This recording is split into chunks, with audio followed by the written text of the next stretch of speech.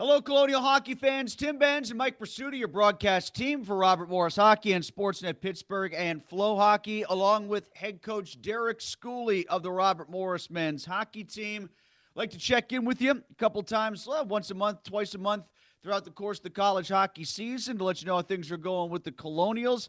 Want to get one in before the Colonials go on their long break. I guess technically they are after their series against Air Force, a series that netted Derek Schooley his 300th coaching victory. Derek, congratulations on that accomplishment. Thank you. It's obviously a lot of publicity for me getting my 300th win, but I wish they would have said it more of a program 300th win because it's one and the same right now. And a lot of the credit goes to the players that we've had here, our alums that have been here since 2004, the staff that we've had. Wouldn't be able to do that without getting us really good hockey players down the way, the players without buying into starting a program not once but twice, and just overall buying into Robert Morris Hockey, the vision, and making sure that we won a lot of hockey games. I mean, it seems like I was stuck on 276 for a long time because we were, but there were some times in there where we clicking 24, 20 wins out, 24 a couple times where we were making some hay, and I'd like to hope we can get back there a lot quicker so we can get to 400 a lot quicker than it took to get to 300. Well, you were stuck at 299 there for a little while, and Mike and I tried to get you to 300 best as we could for your home game in overtime. But according to Atlantic hockey rules and the way the NCAA rules and the way things are set up, that shootout victory was not a shootout victory for 300. If they would just count those as wins, because, they're shootout wins, but they're not wins, you'd be what, about 380 by now. Yeah, I would. Yeah, that's not happening anytime soon. But I was Air Force. Obviously, I go way back. I worked there for 5 years. Frank Serratori, Joe Doyle, Andy Berg. They're some of my best friends, and we took a picture with a puck that they had wrote 300 in a Sharpie, and I got it on my desk already in a frame, and just because of what good people they were, and I wouldn't be here without Frank Serratori giving me my first job. But they said, "Yeah, we wish you would have got it somewhere else." My response was, "You don't think I would have liked to had it a lot earlier?" I mean, if you would have drawn it up, I would have liked to have it maybe at Michigan or somewhere else a lot quicker than where we would have had it at Air Force. But this is a program 300th win, and I'm just very fortunate to be the steward and the leader, the captain of this program. So this goes to all of our alums, all of our coaches, all the staff members, everybody that's believed in Robert Morris Hockey, and would love to be able to take this program to 400, and then we'll talk about 500. I don't know if 600's in the cards. It's not only a significant win for the program, but a significant win for the team this year. At least that's what it feels like. Some tough sledding, some winnable games that the Colonials weren't able to win, but going to Air Force and getting a split, I think really solidifies what looks like a good start in Atlantic hockey. Does it not, Derek? Yeah, you know what? There's been some games that we've had opportunities. The two RIT games are the first ones that come to mind. I mean, right now we're sitting in 7th place in the league, but we've got 14 points. Sacred Heart, who we play the 2 games after break, has 15. Canisius has 16, and Air Force has 18. They're 4 points ahead of us. And then with 3-point games, that's not very far. But the big thing that we have is we've played 8 games. Sacred Heart's played 10. Canisius has played 12. Air Force has played 12.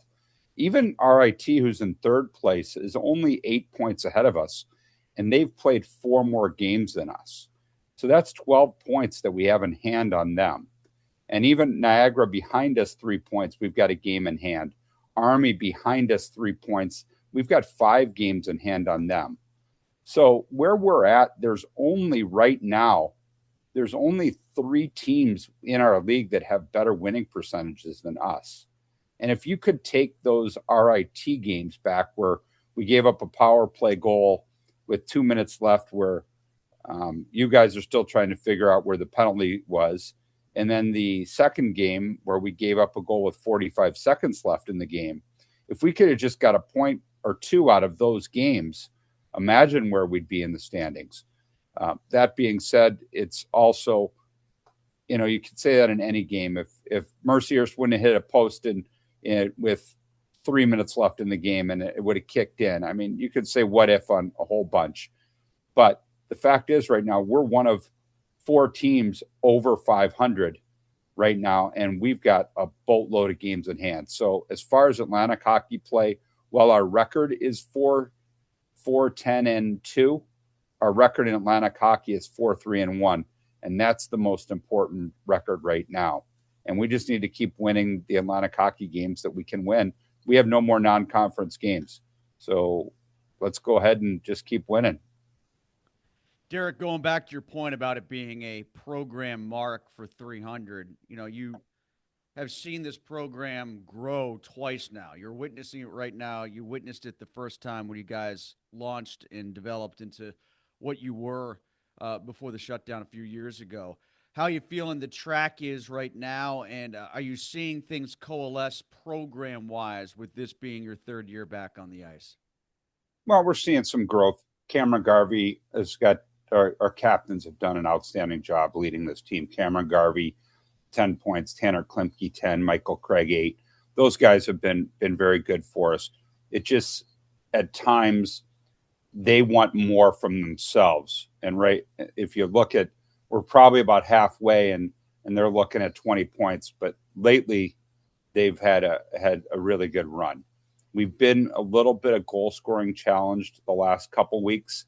A big breakout against Air Force with the 6 goals and the 6-3 win. But before that, we were scoring 3, 2, 1s, where if we could just start burying some of those chances. But George Gutierrez has probably been our most consistent forward from a game one all year. You know what you're going to get from him every night. Then you got some guys that you're just giving effort every game, and Braden Rourke, Patrick Johnson, guys that on the blue line, Dominic Elliott, and then freshmen are coming along, and John Babcock and Bruce McDonald, and we got a really good performance last game from Julian Beaumont. I know it was only his 4th game in, but he played hard. He didn't want to give his lineup spot up. He was blocking shots. He was finishing checks. He was playing with energy. So that was really good to see. And obviously Charlie Schenkel has probably been our first half team MVP. While his numbers aren't over 90, his numbers in conference are really, really good. His conference numbers are through the roof, and I believe they're somewhere in the 92 save percentage, to where he has been outstanding in our league play. And he got bitten by a couple tough games in non-conference play, the Michigan game, the first Notre Dame game, but he's been probably our best player throughout the whole first half. And to say that for a freshman's pretty telling. The one guy that I'm really happy for, because he's actually come back from some injuries, missed all of last year, but had battled some injuries where he's missed 2 weekends, but still 6 goals in 12 games is Jackson Reineke.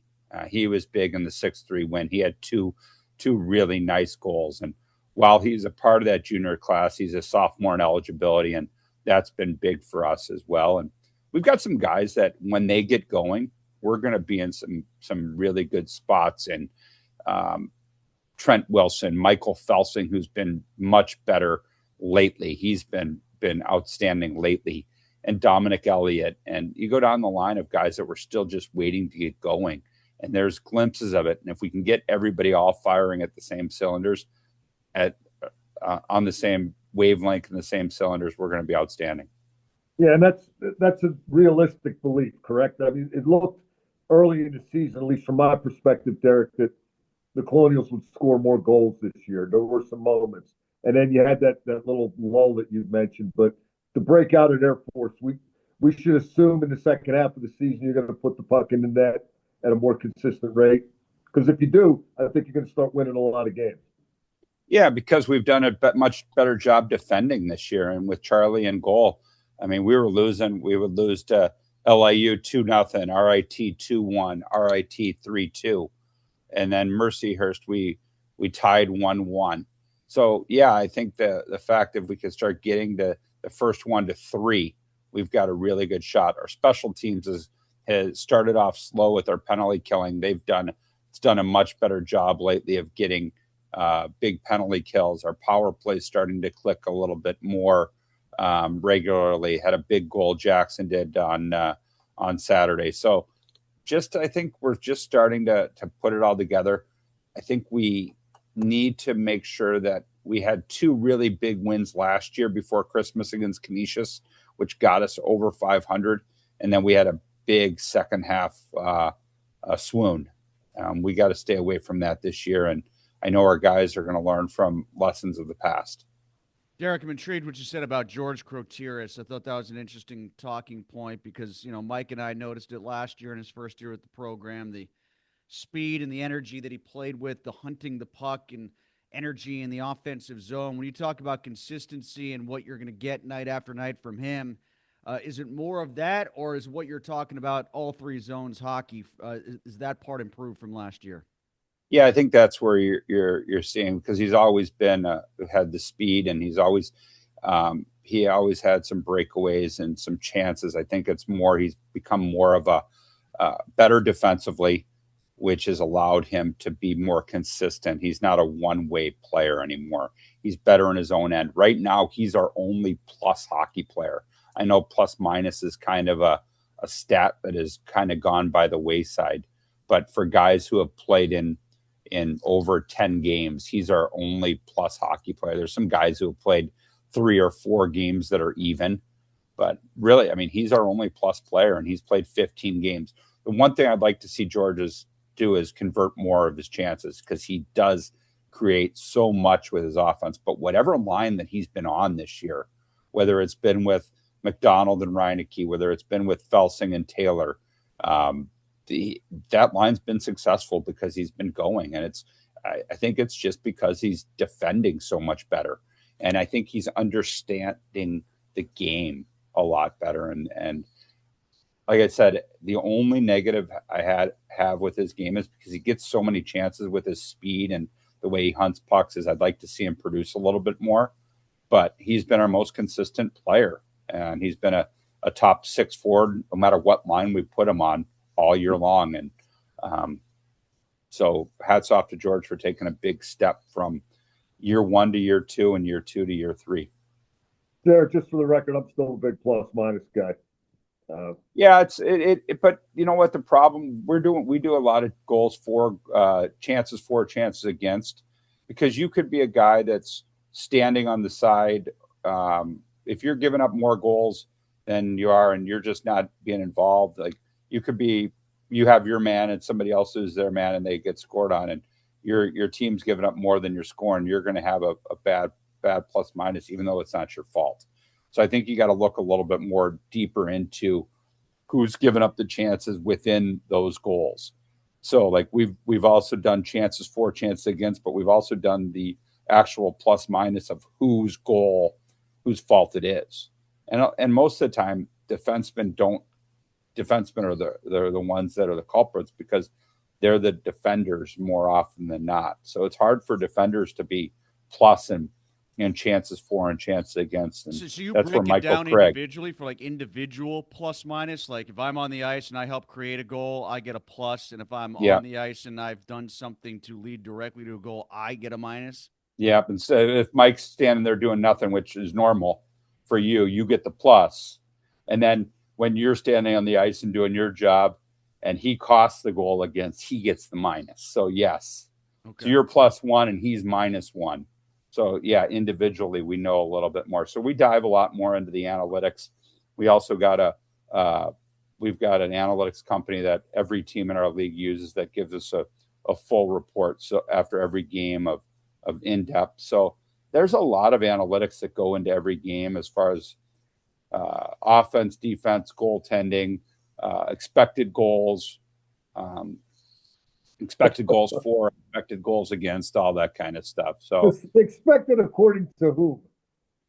Some as I think one of the NHL coaches said recently, some dude in Russia watching it, sitting in his basement, smoking a cigarette and drinking vodka. Yeah, I'll just stick with plus minus goals, assists, points, penalty minutes. I'm an old school guy that way. I did want to ask you about your lineup because it hasn't been consistent, and I get that there's been some injury factors there, but you've been looking for combinations. Are you any closer to maybe locking in on something that will be a little more regular in the second half? not really, because I think we're searching. We're searching for those. We actually went back to last game. We went back to almost the lineup that we had, as close that we had it at Niagara when we swept, where we went back to Felsing on the wing with Klimpke, and we went back with Krateris, McDonald, and Reineke, and obviously had some success with that. But we've had some injuries. We've had some guys that have taken steps in their game, and guys who've had fallen off in their game a little bit. So I think we're back and forth a little bit. We've got to find some consistency. Our bottom six needs to start producing something for us. We've got a lot of guys. Settle a little bit. Yeah, well, we've got a lot. Now, I wouldn't say our bottom six, because if you look, Patrick Johnson's got 5 points, which for him is outstanding. Braden Rourke's got 5 points. Michael Felsing has taken a big step from early in the year. He's still only got 5 points. But after that, we've got a lot of zeros. Dario Beljo, who we thought was going to be, who had 13 goals or 11 goals with AIC last year, hasn't scored yet for us. Luca Primerano scored in game 1 against Michigan. He hasn't scored since, but he's a freshman. McKay Hayes hasn't scored. Julian Beaumont still hasn't scored. Connor Gorley. So you go down the list, Zeke Nicholson, all our freshmen, they haven't scored. So we need to find who that group is that's going to be in that bottom, because they're all playing fine. They're all doing their job. They're minutes eaters. And I can't say a bad word about how they're performing, but they're not doing anything to help win games for us. They're just there, and they're minutes eaters, which is fine, because you need those too, because they're all doing a good job in that, but they need something to elevate their game. And these are conversations that we have with all of them. Who's going to take that next step to solidify a lineup spot? And I thought Julian Beaumont probably did a really good job. He'll be in the next game, but you can't just do it one time. You got to do it two, because there's somebody there waiting to take your opportunity. But if you look at our lines, you've got, from last game, you've got our lines were Klimpke with Garvey at center and Felsing on the right wing. Then you've got Krateris, McDonald, and Reineke. McDonald has 8 points, still hasn't scored a goal, but Reineke's got 6 goals. That's a pretty good top 6. And then you've got Johnson and you've got Rourke. They're penalty killers. They've got 5 points each. After that is where we need to get something. Trent Wilson last year had 20 points for us. I thought he had his best game of the year on Saturday. But Trent's only got 5 points for us. He still hasn't scored a goal. We need more from Trent. That would give us a good 9 from there. And after that, we've got to find some guys that want to go and solidify those spots. And like I said, you've got Ryan Taylor, who is our leading scorer. He's in there. That's 10. And after that, we've got to get the next 2 groups. Yeah, so you had Wilson and Taylor on a line. And then who's going to play with Johnson and Rourke, and who's going to play with Wilson and Taylor. And that's a pretty good deep lineup from there. Well, as you said, Jackson Reineke, when he's healthy, can score. Why? What makes him a good goal scorer? He's not the biggest guy. I'm sure you've had forwards that have had bigger shots than him, but what does he do to make himself a good scorer when he's healthy? He's got a knack for playing offense. Jackson, I had Jackson out there to try to get the hat trick 6 on 5 or 5 on 6. And he just got a way around the net. One was a power play goal, one was a breakaway. And he scored it in Anchorage. He scored his freshman year to where he had 20 points. I mean, he's only played for us this year. He's played 12 games. He's got 8 points. So that's a pretty good start to his year. We just need to make sure he stays healthy, because he's he's a smaller guy that likes to get involved in the mix. And when you do that, then your body takes a beating a little bit. But he's got a knack to produce offense. And his defensive game has come a long way as well. So we've been really pleased with how Jackson's, when he's healthy, has been involved. We were worried when his last injury, he stepped on a puck in practice and fell awkwardly on his knee, and we were worried that it could be longer than it was. But we were happy to get him back for Air Force. We haven't even talked about our defense, and we've had Michael Craig has just been outstanding for us lately, and our top four with mix and match with Craig, with Japshin and Lunn and Elliott and Babcock, and go down the list of when we've had Van Wy in there, that he's been good, and whoever's been playing with Lunn or Japshin with Van Wy and Ashmead and Rasmus Larson.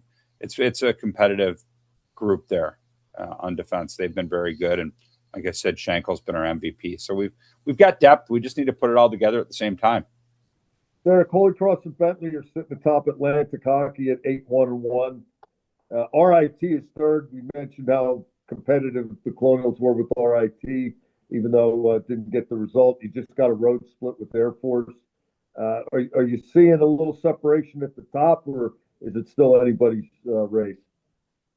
Well, like I said, they've got their winning percentage in the 800s, which is out off the charts. And then you've got RIT at 611 and us at 583. And you know where we were with them. So we've got to go. We got Sacred Heart, who was the preseason favorite at 500.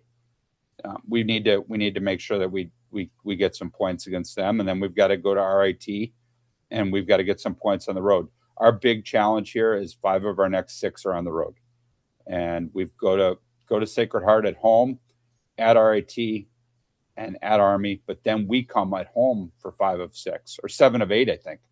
So we need to make sure that we make up some points. We need to start winning some home games too, and we need to start winning some games to start filling this building again, because we were filling the building regularly when we were consistently winning hockey games, and we've been getting nice crowds, but I think we can get bigger crowds when we start winning. This town loves winners, and I love the community here has been outstanding. They've done a great job for us in bringing the hockey program back, continuing to support us.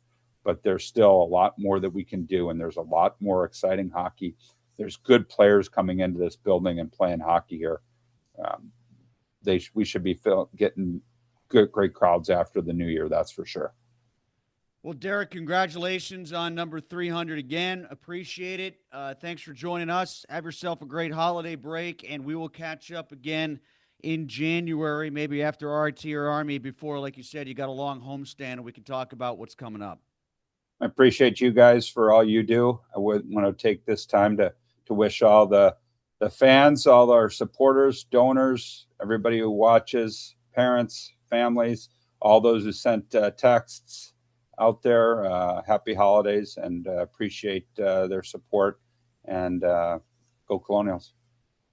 That'll do it for us. We'll be back next month. Make sure you check out the Colonials on Flow Hockey throughout the course of their road trip. They do have the game coming up against Sacred Heart right away after New Year's, so you can watch it there on Sportsnet Pittsburgh as well, with Mike and myself on the call. And then, as Derek talked about, later in January, it's January 23rd, whatever that week is, they return home again. So come on out to Clearview Arena at the Island Sports Center on Neville Island. We will see you there, and we'll see you on Flow Hockey and Sportsnet Pittsburgh.